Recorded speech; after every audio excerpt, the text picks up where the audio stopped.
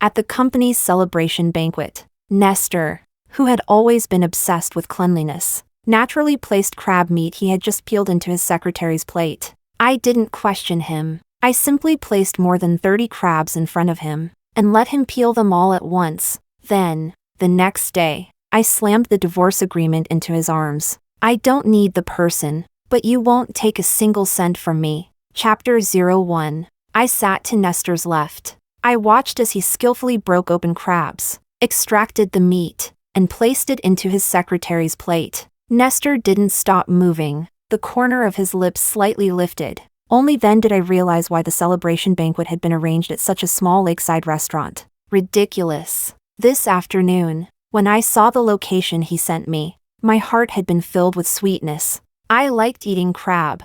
I actually thought he had chosen the place for me. I had even dressed up with great anticipation. The silk dress on my body, the jade necklace around my neck, the carefully styled hair and makeup, all of it now felt like a mockery of my own wishful thinking. Nestor probably sensed my gaze and turned to meet my eyes. He looked a little flustered. Aurelia, don't overthink it. Glo hurt her hand a few days ago and hasn't really eaten crab before. So I just helped her peel one. It's nothing. I didn't say anything, just rotated the lazy Susan and placed a large tray of crabs right in front of him. Nestor looked at me in confusion. Peel them, I said. I lifted my long nails slightly and smiled at him. I know you were just casually helping her peel one crab. Look, I'm also not very convenient either, so casually help me peel a few as well. Please don't misunderstand, Gloria said softly, her expression wronged and innocent. It's fine, I replied.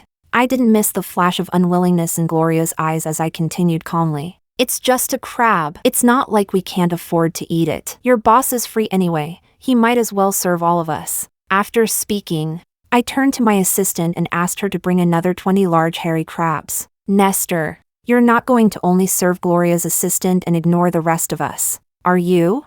Everyone was waiting for his reaction. I raised an eyebrow and looked at Nestor. Only when he finally gave in and put down his chopsticks, picking up the crab tools, did I lean back and continue drinking with the rest of the table. That night, Nestor peeled more than 30 crabs by himself. His fingers pricked so many times that both hands were covered in wounds. Everyone present got to eat more than one crab personally peeled by Nestor. That's how it should be. How could there be favoritism?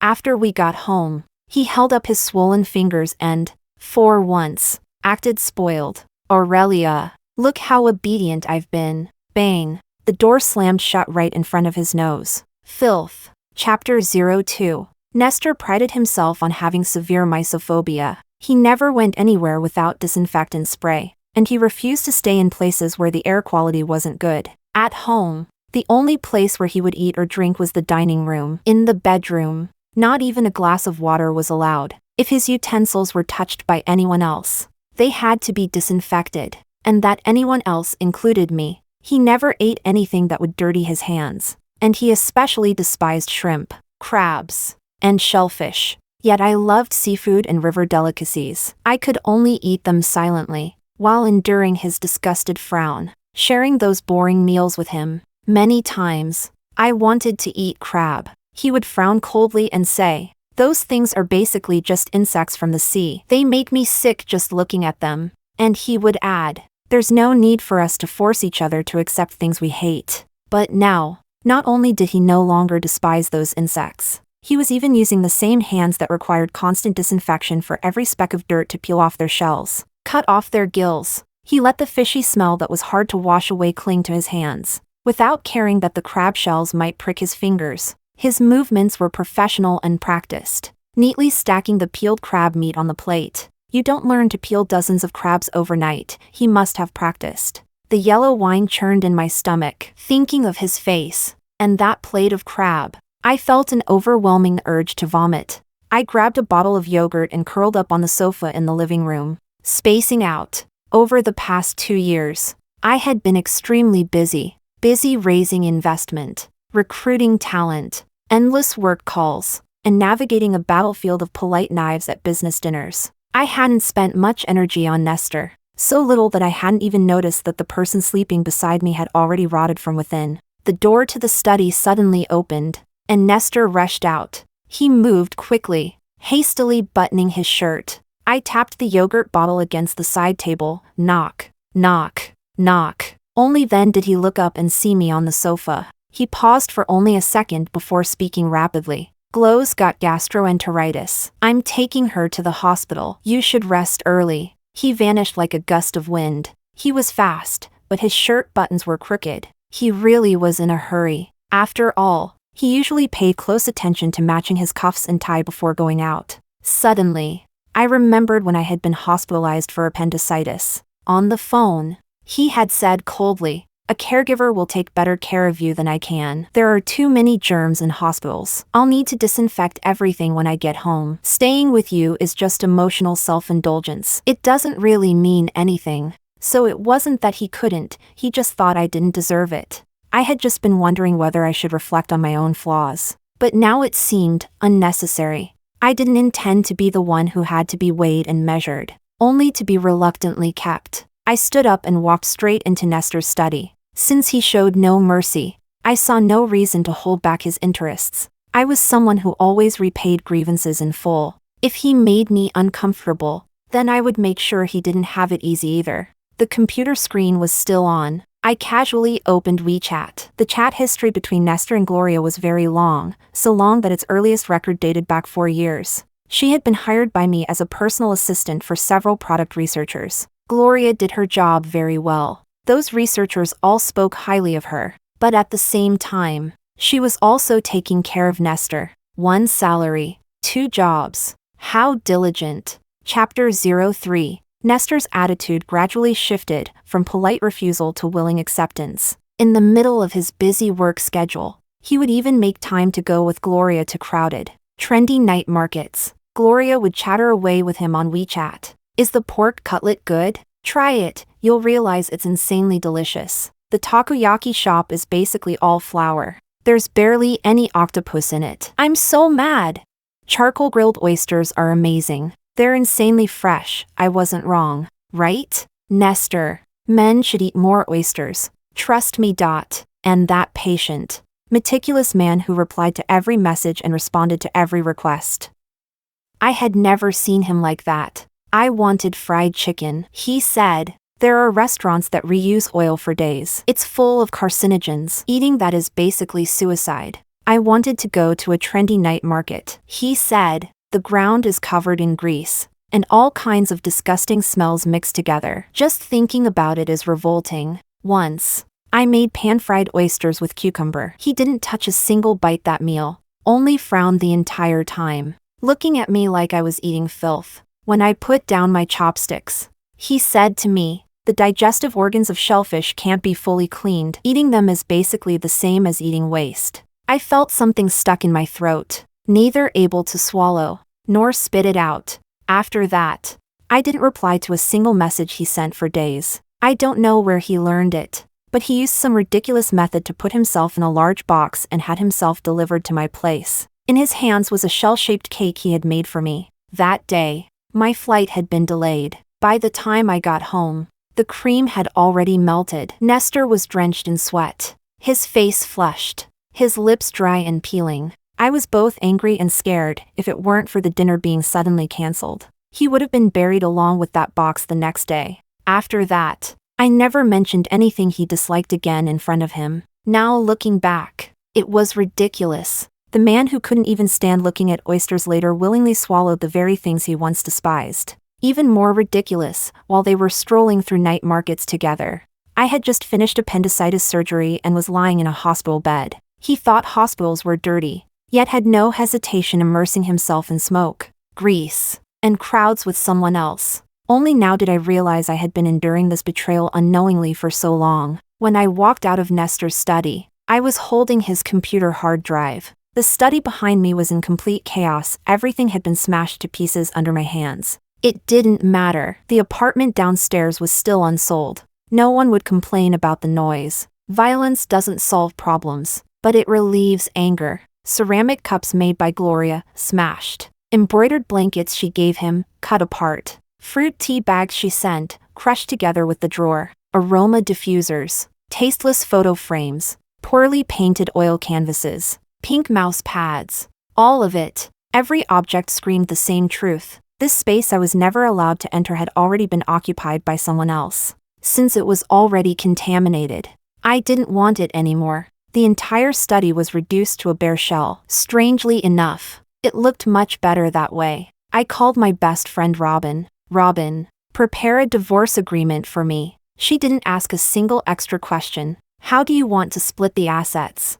I said, the company is mine. Give him some cash. Overall, I want at least 70%. I'll send you the asset list later. So generous? That doesn't sound like you. You're usually ruthless. She knew me too well. Even that 30%, I wouldn't let him keep it. I took his hard drive. All his key data is in there. In business, everyone has leverage. First we cut ties cleanly. We can deal with the rest later. Robin let out a cold laugh. That's more like it. I know you. If you could endure him that long, that must have been real love. If you're suddenly divorcing in the middle of the night, he must have done something unforgivable. Don't worry, there are plenty of men out there. If you ditch him, I've got your back. That's what a best friend is for. Before marriage, Robin had given me a very detailed prenuptial agreement. Nestor didn't even read it. He signed immediately. He looked me straight in the eye and said, Aurelia, don't worry. I hate anything unclean more than anything. As long as I live, I will never touch anyone else. Thinking of that now, I closed my eyes. I chose him because of his cleanliness obsession. I was willing to tolerate his boredom, his sharp tongue, his flaws, just to bet that people don't go against their instincts to do what they hate most. I lost that bet. So even cleanliness can bend for stimulation. The bitterness and pain stayed in this night. From tomorrow onward, between Nestor and me, there would only be strategy and war. Chapter 04. Gloria's Instagram and other social media accounts showed no activity all night. I kept telling myself not to think about that disgusting pair anymore, but I still couldn't stop picturing Nestor carefully taking care of her. The more I thought about it, the angrier I became. I even felt like slapping the version of myself who once walked alone into the operating room. Nestor sat in his spacious office, enjoying the air conditioning,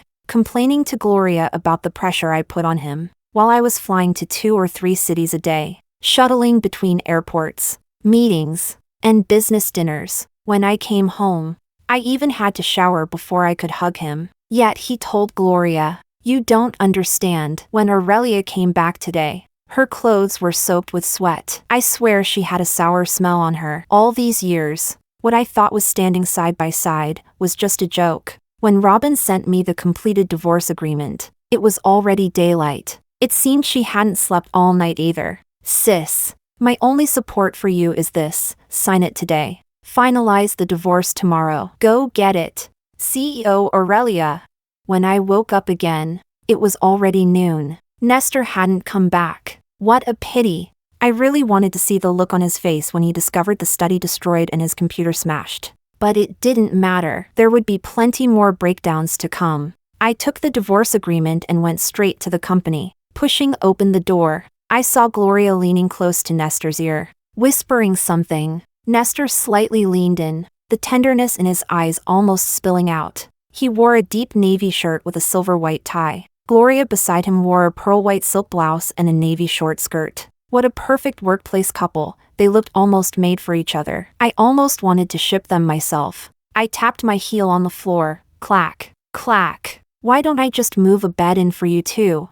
Nestor straightened up. What are you talking about? Don't be sarcastic. That's not appropriate. Looks pretty appropriate for someone getting divorced, I said. I slammed the divorce agreement against his chest, then sat down on the sofa. Gloria's eyes were red. Aurelia, Nestor and I didn't interrupt her. I simply raised an eyebrow and waited. She bit her lip, blinked a few times, and then fell silent. If you had the courage to admit you're trying to steal my husband, I might actually think higher of you. But this half-saying, half-not-saying act is disgusting. Go do your actual job instead. Make me a coffee. I waved her away like I was shooing a dog. Gloria looked at Nestor for help, but got none. Angrily, she twisted her waist, stomped her feet, and stormed out of the office. Only then did Nestor find his voice again. Aurelia, Glow was just discussing your birthday gift with me. You've insulted her too much.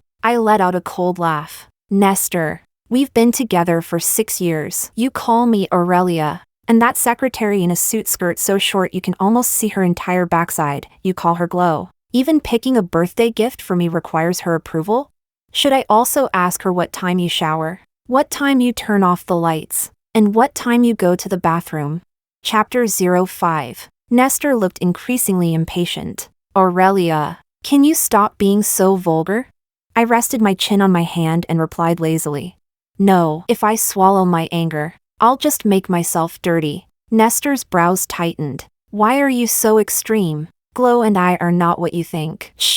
Coffee's ready. Gloria walked in, a bright smile on her face. The cup she handed over had faint, almost transparent bubbles clinging to the inside wall. I took the coffee and stood up beside Nestor. All right, I'm not being extreme anymore. I believe you. Nestor's expression eased slightly, but before the corner of his lips could fully lift, my next sentence froze him in place. Then explain this. Where did your shirt come from? Where did you sleep last night? And when I was in hospital having surgery, who exactly were you with at the trendy night market I wanted to go to but you said was disgusting?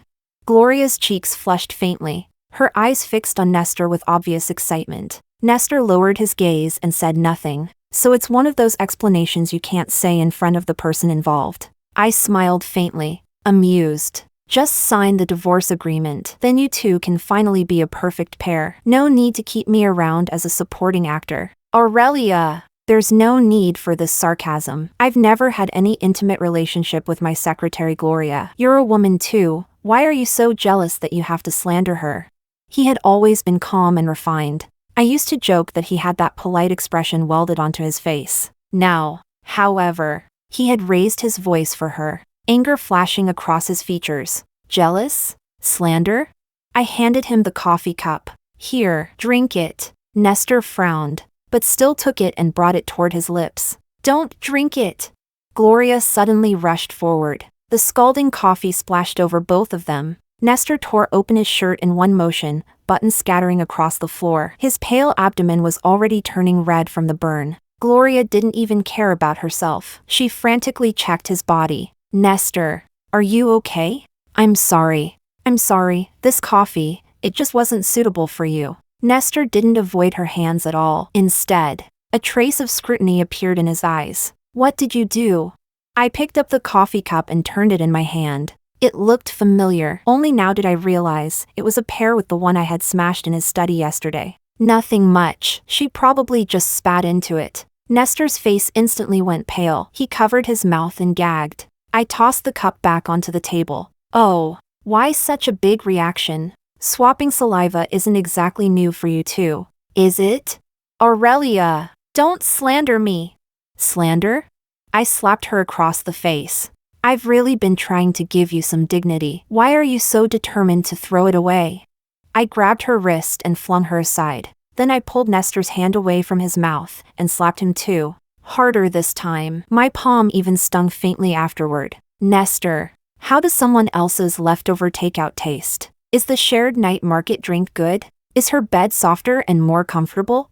Nestor finally panicked. Aurelia, you're misunderstanding. I was just trying to learn to accept the things you like. Nothing is going on between us. I swear. His eyes were sincere. His expression was earnest. I could tell he genuinely believed he wasn't lying, and that made it even more ridiculous. Chapter 06. If I think our marriage isn't satisfying, does that mean I can also go outside and find someone else to practice with?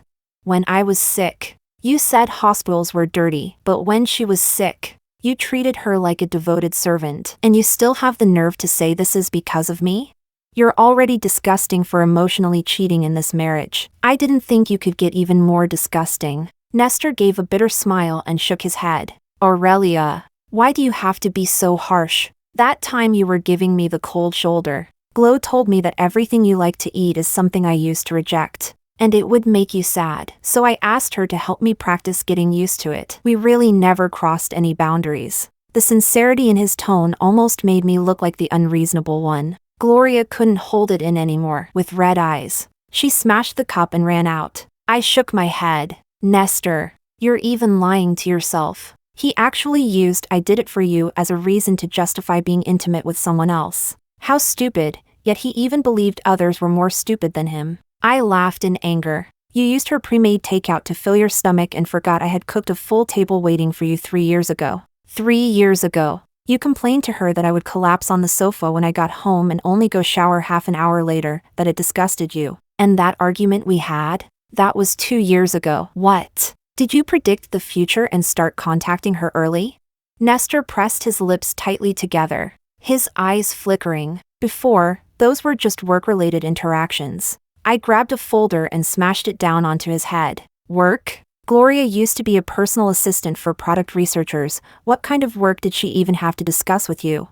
Those researchers were all single, and none of them ever contacted her outside of work. But you? You stayed at her place for God knows how many nights. Every time I see you now, it's like looking at maggots in a filthy public toilet. It makes me want to vomit. If you still consider yourself a man, sign the divorce agreement and let this end cleanly. Nestor stepped forward, trying to grab my hand. I slapped him away instantly. Sign it. His cheeks were swollen with my handprint. His eyes turned red, voice trembling. Aurelia, I won't divorce you. We've been together for so many years. You can't just leave me because I went out with someone a few times. There was nothing left to say to someone like him. Nestor, I'll give you 1 day. Either you sign it and we part ways peacefully, or you don't, and I'll take you to court anyway. I will divorce you no matter what. Nestor refused to sign the divorce agreement. He knew he had no convincing reason to hold me back, so he just clung tightly to my sleeve,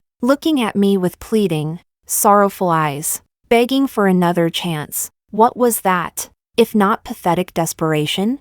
I turned and kicked him where it hurt most. That finally made him let go. Nestor, stop clinging to me. The moment I see your face now, I remember you smiling while swallowing food mixed with someone else's saliva. You're filthy from the inside out. You still call yourself a clean freak. The one thing you should be disgusted by is yourself. He stood there trembling slightly, trying to reach for me like a helpless child. That was probably the image he wanted to project. Too bad, an 187 centimeters tall man in his 30s, willing to betray but unwilling to admit it, couldn't earn even a shred of my pity. I turned and left, leaving him with my final words. Robin will send you a revised divorce agreement. See you at the Civil Affairs Bureau tomorrow. Chapter 07. Robin, that perpetually busy woman, drove over 300 kilometers just to have a meal with me. She had never liked Nestor. She always complained that he was fussy, fake, and exhausting. I hadn't slept well the night before. Dark circles under my eyes, my face slightly pale. Robin took one look at me and immediately slammed the table. I told you he was a fake gentleman. Some aloof highborn flower? I think he's more like a rotten mushroom growing on the roadside. After insulting Nestor, she didn't spare me either. Look at you, all dried up over a man. You look like an eggplant beaten down by frost. Where's your energy? Where's your pride? What is Nestor anyway? Just some blind idiot of a man. If he's dirty, throw him away. If you're bored, replace him. Is he really worth you wasting your life over? Men really weren't as good as best friends. Nestor had talked in circles with me for so long yesterday, lecturing me, pleading with me, and he didn't even notice how bad my condition was. Meanwhile, Robin's mouth kept running, but her hands didn't stop either. In no time, she peeled a few shrimp and pushed them toward me. Fresh sea shrimp, just off the boat. I had to sweet talk them for a while before they agreed to process it. And over a kilo of flower crabs too. My car is now full of fish smell just so you can have something fresh. Thinking of her beloved iceberry pink Porsche, I felt a bit guilty. Robin rolled her eyes at me. Oh, come on. I'm just exaggerating. I'm not like that obsessive clean freak. Back home, even expensive cars get used to haul cabbages and potatoes for my mom. Now I felt even worse. Her interior trim had cost quite a bit. Enough about the car, she said. I didn't just bring you seafood. Stay with me tonight. You're impulsive. If things escalate,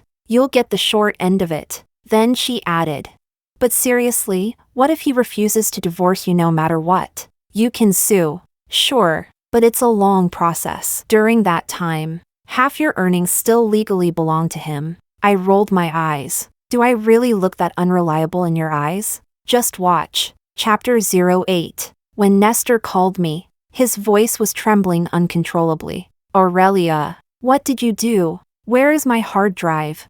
I glanced at the time, 4 a.m. Even after I had clearly told him I wanted a divorce, he hadn't come home all night. But it didn't matter. I hadn't gone back either. Don't worry, I didn't look at anything. As long as you sign the divorce agreement today, I'll never look at it in my life. Deal?